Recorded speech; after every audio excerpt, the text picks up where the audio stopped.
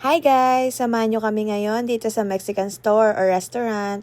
Magta-try kami ng food nila here. Nakikita nyo naman, ang daming choices. Ayan, mag-order na si Jowa ng kakainin namin. Keep watching! A few moments later.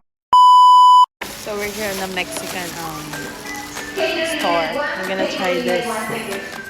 The cheese empanadas. Ay, mamantika. Yummy, yummy. This one. And there's a sauce. I don't know what sauce is this.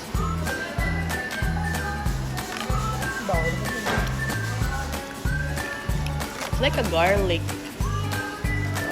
sauce. Let's try it.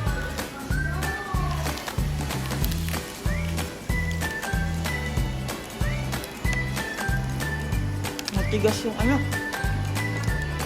It's just a cheese inside. How you gonna try it? Try the sauce.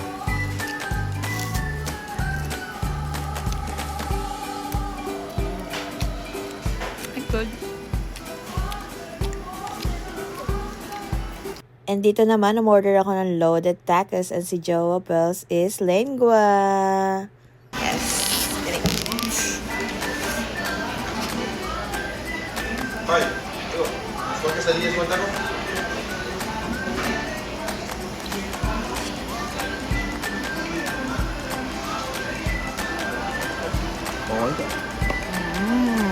Good. Masarap ba? With the hot sauce.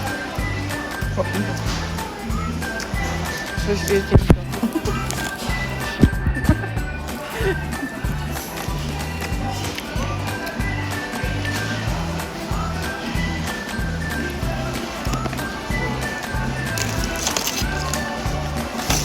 Labi.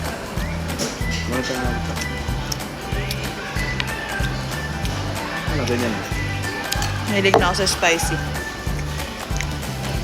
Ah.